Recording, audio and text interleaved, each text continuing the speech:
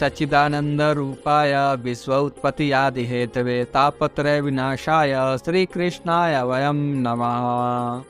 श्रीमद् भागवत महापुराण पंचम स्कंद नवम अध्याय। जड़ भरत जी का चरित्र। जड़ भरत ने उसकी रखवारी नहीं की और आनंद पूर्वक बैठकर परमेश्वर का ध्यान तथा स्मरण करने लगे। एक भीलों का राजा जो उस देश में रहता था, उसने प्रतिज्ञा की कि हे भद्रकाली, मेरे पुत्र होगा तो मैं तुम्हें मनुष्य का बलि दूंगा।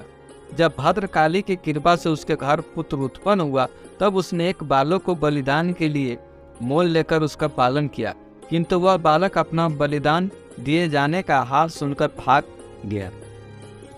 तब राजा अपने नौकरों से बोला कि कुछ रुपया देकर एक मनुष्य बलिदान के लिए ढूंढ लाओ। वे लोग खोजते हुए रात्रि के समय उस खेत पर पहुंचे जहां जड़ भरत बैठे हुए खेत की रखवारी कर रहे थे। हष्टपुष्ट देकर बलिदान के लिए पकड़ लिया और गले में रस्सी बांधकर राजा के मंदिर में ले आए। वहां राजा जड़ भरत को देखकर बड़े हर्ष से बोला, तुम ऐसा अच्छा मनुष्य बलिदान के लिए लाए हो जो कि अपने मरने का कुछ भी डर नहीं रखता, आनंद मूर्ति दिखलाई देता है। भद्रकाली इसका बलिदान लेकर बहुत प्रसन्न होगी। राजा के पुत्र पुरोहित एवं ब्राह्मण महामूर्ख थे। वेद शास्त्र का हाल नहीं जानते थे कि मनुष्य का बलिदान देना चाहिए या नहीं। इस बात का विचार न करके जड़ भरत को छोर कराकर उपटन लगाकर स्नान कराया तथा बलिदान देने के लिए उसको नए वस्त्राभूषण पहनाए। इत्र और चंदन शरीर में मलकर बहुत अच्छा भोजन कराया। उस समय जड़ भरत ने मन में प्रसन्न होकर कहा कि जब से मेरे माता पिता मरे हैं, तब से मुझे किसी ने ऐसा उत्तम भोजन आज तक नहीं कराया। आज इन लोगों ने बहुत अच्छे पदार्थ प्रेम से खिलाए हैं। अब भोजन कराने के उपरांत जड़ भरत को गले में उत्तम फूलों का हार पहनाकर भद्रकाली के सामने खड़ा किया। तब ब्राह्मणों ने राजा को हाथ में नंगी तलवार देकर कहा कि काटो इसे। राजा जैसे ही तलवार मारने को उठाया, वैसे ही जड़ भरत ने यह विचार कर अपना सिर आगे झुका दिया कि पूरी और मिठाई खाते समय अपना मुंह फैलाया था। अब तलवार खाने के लिए गर्दन सामने से हटाना उचित नहीं है।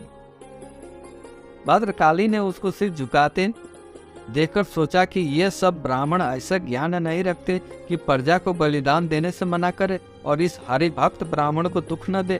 यदि मैं इसकी रक्षा नहीं करती हूँ तो मुझे पाप लगेगा, क्योंकि कोई मनुष्य अपने सामने किसी को बिना अपराध दुख देवे तो उसकी रक्षा करनी चाहिए, नहीं तो देखने वाले को पाप लगता है।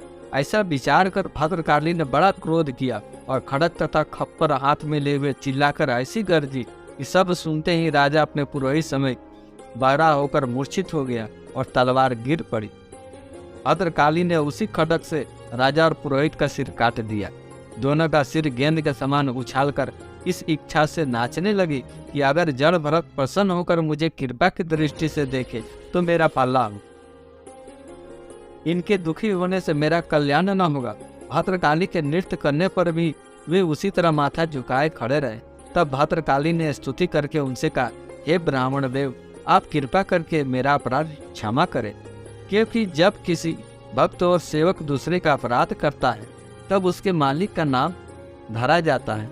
सो आप ऐसा विचार न करें कि यह राजा भद्रकाली का भक्त था। यह तो मेरा बड़ा दुश्मन है, जिसने आप जैसे महात्मा को दुख देना चाहा और राज्य और धन के मत में अंधा होकर तुम्हें नहीं पहचाना। जड़ भरत ने यह वचन सुनते ही मुस्कुराकर कहा कि आत्मा का कभी नाश नहीं होता, इसलिए अपना सिर कटाने से मैं नहीं डरता, परंतु तेरा भक्त इस पाप के बदले में नरक भोगेगा। इस बात का मुझे बड़ा सोच है, दुख है। जड़ भरत ऐसा कहकर वहां से चले आए। इतनी कथा कहकर सुखदेव जी बोले, हे राजन, तुम निश्चय करके जानो कि जो मनुष्य अपना मन श्री नारायण जी में लगाए रखता है उसे कोई दुख नहीं दे सकता। श्री सुखदेव जी बोले, हे राजन, जड़ भरत का दूसरा हाल सुनो। एक समय राजा रावण सिंधु सुबीर नामक अपने शहर से शिव का पालकी पर चढ़कर कपिल मुनि के पास ज्ञान सीखने जाता था। राह में उसकी सवारी का एक कहार बीमार हो गया। उसी ओर कहीं जड़ भरत श्री हरि का स्मरण में आनंद से बैठे थे। दूसरे कहारों ने जड़ भरत को मोटा ताजा शरीर देकर पकड़कर पालकी में लगा दिया। जड़ भरत आनंद पूर्वक राजा के पालकी उठाए हुए चले जा रहे थे और इस अपमान को उनको कुछ भी सोच नहीं था। परंतु पृथ्वी को देखते हुए चींटी आदि जीवों को दबने से बचने के लिए पैर रखते थे, कभी कभी कूद जाते थे। अतः जब कई बार पालकी हिल गई तब राजा ने क्रोध से कहारों की ओर देखकर कहा, तुम लोग पालकी क्यों हिलाते हो? कहार बोले, हमारा कुछ दोष नहीं है, यह नया कहार पालकी हिलाता है। यह बात सुनते ही राजा ने जड़ भरत से कहा, हे कहार, तू हष्ट पुष्ट दिखलाई तो देता है, अभी इतना रास्ता नहीं चला जो तू थक गया हो। क्या तुझे अपने प्राणों का डर नहीं है जो हमारी पालकी को ठीक से नहीं लेके चलता? जड़ भरत यह वचन सुनकर चुप रहे। राजा को कुछ उत्तर न देकर मन में सोचकर कहने लगे कि शरीर को कर्मानुसार इन दुख और सुख मिलता है, परमेश्वर इन दोनों से अलग रहकर सदा एक रीति से रहते हैं। यह कहकर जड़ भरत चुप हो गए। तब राजा क्रोध करके बोला, हे कहार, तू हमारी बात को उत्तर क्यों नहीं देता? यह वचन सुनकर जड़ भरत ने विचार किया कि यह अपने को बड़ा ज्ञानी समझता है, अतः इसका घमंड मिटाना चाहिए। ऐसा विचार कर जड़ भरत ने हंसकर बोले, हे राजा, तुमने कहा कि तू बड़ा राह नहीं चला जो थक गया हो। सो जो व्यक्ति वृथा ही घूमता है फिरता है वह दुख पाने से अवश्य बीमार होगा, क्योंकि वह ऐसा कर्म नहीं करता जिससे वह आवागमन से छूट जाए। आपने कहा कि तुम दुर्बल नहीं मोटा दिखाई देता है। सो हे राजन, जिसे जीव कहते हैं वह सदा चैतन्य रहकर न मोटा होता है न दुर्बल, सदा एक सा रहता है। यदि उसे दुबला कहो तो ऐसा समझो कि उसके विराट रूप में सारा जगत और 14 लोक वर्तमान है। यह शरीर नाश होने वाला है, कभी हृष्ट पुष्ट कभी दुर्बल रहता है। जिसने इस अनित्य शरीर में प्रीति लगाई है उसे इन बातों पर विचार करना चाहिए। तुमने जो यह कहा कि तू मरने की इच्छा रखता है, सो मेरे लिए जीना व मरना दोनों बराबर है, क्योंकि बिना मृत्यु आए कोई नहीं मरता।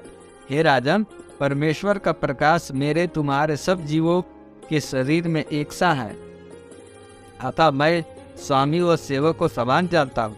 तुम इसी शरीर तक राजा हो, मरने के उपरांत हम अथवा आप दोनों बराबर हो जाएंगे।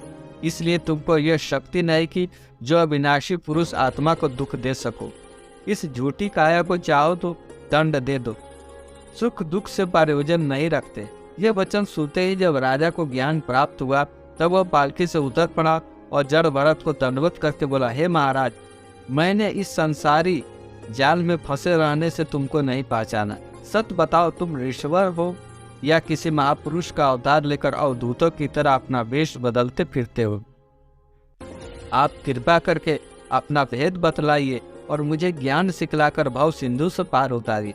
मैं शंकर की त्रिशूल से और यमराज, चंद्रमा, सूर्य और अग्नि आदि किसी भी देवता से नहीं डरता, परंतु ब्राह्मण श्राप से बड़ा डरता हूँ, अतः मेरा अपराध क्षमा करे।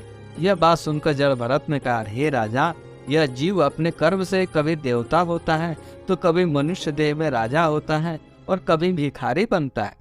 यही गति इस देह की समझकर परमात्मा को जो इसे जीव कहते हैं उन सबसे अलग जानना चाहिए।